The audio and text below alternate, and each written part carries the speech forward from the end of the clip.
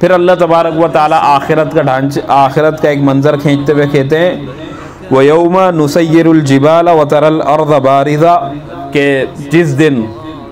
جس دن حال یہ ہوگا کہ ہم پہاڑوں کو چلائیں گے وَتَرَى الْأَرْضَ بَارِزَةً اور زمین کو تو چٹیل دیکھے گا، خالی، نہ کوئی تعمیر ہوگی، نہ کوئی پہاڑ ہوگا، نہ کوئی ٹیلا ہوگا، کچھ نہیں ہوگا۔ وَحَشَرْنَاهُمْ اور ان سب کو ہم جمع کریں گے فَلَمْ نُغَادِرْ مِنْهُمْ أَحَدًا ان میں سے کسی بھی ایک کو میں نہیں چھوڑوں گا، سب کو اکٹھا کروں گا۔ اور سب کو اکٹھا کرنے کے بعد پھر یہ سارے کے سارے صفحے بنا کے وَعُرِضُوا عَلَىٰ رَبِّكَ صَفًّا پھر یہ سب کے سب تیرے رب کے پاس پیش کیے جائیں گے ایک ایک صف بنا کے۔ لَقَدْ جِئْتُمُونَا كَمَا خَلَقْنَاكُمْ أَوَّلَ مَرَّةٍ تمہیں اسی طرح سے دوبارہ پیش کیا جائے گا جیسے کہ تم پہلے اللہ کے پاس پیش کیے گئے تھے۔ اس کے اندر مفسرین کے اقوال ہے، پہلے پیش کیے گئے تھے، حدیث میں بھی جیسے آتا ہے کہ بے لباس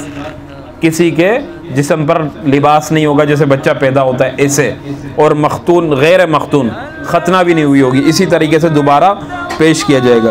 یا اللہ تبارک و تعالیٰ فرما رہا ہے کہ حیات کے ساتھ تمہیں پیش کیا جائے گا، زندہ ہوگے ایسے ہی، مردہ نہیں ہوگے، بالکل سوچ سمجھ ایسی برابر ہوگی، تمہیں پیش کیا جائے گا۔ بل زعمتم تم اور اللہ تم سے یہ کہے گا کہ تم نے یہ گمان کیا تھا لن نجعل لکم موعدا کہ اللہ تبارک و تعالیٰ تم کو کوئی پیش کرنے کا جو وعدہ گاہ ہوتی ہے تمہارے لیے اللہ نے کوئی نہیں رکھی، نہیں، ایسا نہیں ہے، تمہیں پیش کیا جائے گا۔ اور پھر تم سب کو پیش کرنے کے بعد وَوُضِعَ الْكِتَابُ فَتَرَى الْمُجْرِمِينَ مُشْفِقِينَ مِمَّا فِيهِ اور تم سب کے ہاتھوں میں کتابیں دے دی جائیں گی، اعمال نامے، سیدھے ہاتھ کے اندر اچھے اعمال اور الٹے ہاتھ کے اندر برے اعمال دے دیے جائیں گے۔ اور پھر مجرمین اللہ تبارک و تعالیٰ فرما رہے ہیں کہ جو مجرم لوگ ہوں گے وہ اس کے اندر دیکھیں گے خوف کرتے ہوئے، ڈرتے ہوئے، مما فیہ ویقولون یا ویلتنا اور پھر کہیں گے کہ ہائے افسوس، کیا کہیں گے؟ ہائے افسوس، ما لہذا الکتاب کہ اس کتاب کو کیا ہے، یہ کیسی کتاب ہے، لا یغادر صغیرۃ ولا کبیرہ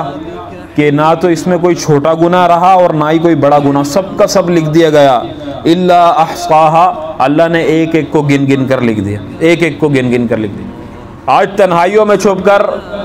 اور بہت زیادہ پہروں کے اندر جا کر ہم گناہ کر لیں اور چھپ چھپا کے بالکل کسی کی بھی آنکھ کو کچھ پتہ نہیں، کوئی خبر نہیں، لیکن اللہ تبارک و تعالیٰ وہ سب لکھ رہا ہے۔ چھوٹی سے چھوٹی بھول چوک ہم سے ہو رہی ہے، اللہ تبارک و تعالیٰ اس کو اپنے اعمال ناموں کے اندر محفوظ کر رہا ہے، اور کل قیامت کے دن وہ سارے کے سارے ایسے ظاہر ہوں گے، اور اس وقت بندہ یہ جملہ کہے گا کہ ما لہذا الکتاب کہ اس کتاب یہ کیسی کتاب ہے، ایسی کتاب تو دنیا کی کسی بڑی سے بڑی ایجنسی اور انٹیلیجنس کے پاس نہیں جو اللہ تبارک و تعالیٰ نے ہمارا جس میں حساب لکھا ہے کہ نہ چھوٹی غلطی چھوڑی نہ بڑی غلطی چھوڑی، سب کا سب لکھ دیا۔ اور مفسرین نے اس کی تفسیر کے اندر جو احادیثیں پیش کی ہیں صحابہ کرام سے، تو کتنے ہی صحابہ کرام نے یہاں تک لکھا ہے کہ اس چھوٹی غلطی سے مراد ضحک ہے، ہنسنا، بیجا کا ہنسنا، مطلب یہاں تک بھی اللہ نے لکھا ہوگا کہ یہ فضول میں ہنسا بہت کرتا تھا۔ اور گناہوں کو تو چھوڑو جس کو ہم گناہ ہی نہیں سمجھتے، ہنسنا بھی فضول کا ہنسنا جو ہے کہا وہ تلک بھی لکھ دیا ہوگا۔ حیران ہو جائے گا بندہ کہ ہنسنے تلک کو بھی اللہ تبارک و تعالیٰ نے اس کے اندر لکھ دیا، تو پھر اور کتنے ہم ایسے گناہ کرتے ہیں دن رات اور اس کو ہم کچھ سمجھتے ہی نہیں ہیں۔ اللہ کے رسول صلی اللہ علیہ وسلم نے فرمایا تھا کہ چھوٹے گناہوں سے بچتے رہنا، پھر ایک مثال پیش کی کہ چھوٹے گناہوں کی مثال ایسی ہے کہ جب جنگل میں چند دوست جاتے ہیں پکنک بنانے کے لیے جاتے ہیں، اور پھر جانے کے بعد ادھر وہ بیٹھ جاتے ہیں اور کوئی چیز پکانے کی سوچتے ہیں، تو پھر کیا کرتے ہیں وہ کہتے ہیں کہ یار چلو سب لکڑیاں لے کر آتے ہیں، ایک جاتا ہے چھوٹی چھوٹی لکڑی اٹھا کر لاتا ہے اور پھر وہ سب کا سب وہ رکھتے ہیں ادھر اور اس کو آگ لگاتے ہیں، تو کتنی بڑی آگ لگتی ہے کہ پورے کے پورے بکرے کو جلا دے، پورے کے پورے جنگل کو، پورے پورے گھر کو جلا دے۔ اللہ کے رسول صلی اللہ علیہ وسلم نے فرمایا کہ چھوٹے گناہوں کی مثال ایسی ہے کہ چھوٹے چھوٹے گناہ جو ہے وہ چھوٹی چھوٹی لکڑیوں کی طرح ایک دن ایسے بنتے کہ پورا کا پورا جنگل جلا کر خاک کر دے، تو ان چھوٹے گناہوں سے بچتے رہنا۔ تو وہ کہے گا کہ اس کتاب کو کیا ہوا، یہ کیسی کتاب ہے کہ اس نے نہ چھوٹا گناہ چھوڑا نہ بڑا گناہ چھوڑا، وَوَجَدُوا مَا عَمِلُوا حَاضِرًا اور ان نے جتنے عمل کیے ہوں گے سب کے سب ادھر حاضر ہوں گے، سب کے سب۔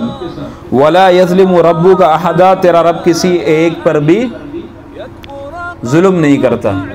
یہ اللہ کا عدل اور انصاف ہے، یہ اللہ کا عدل اور انصاف ہے۔ اللہ تبارک و تعالیٰ کا عدل اور انصاف یہ ہے کہ وہ ہر چیز برابر برابر دیتا ہے، گناہوں کا بدلہ بھی برابر، نیکیوں کا بدلہ بھی برابر۔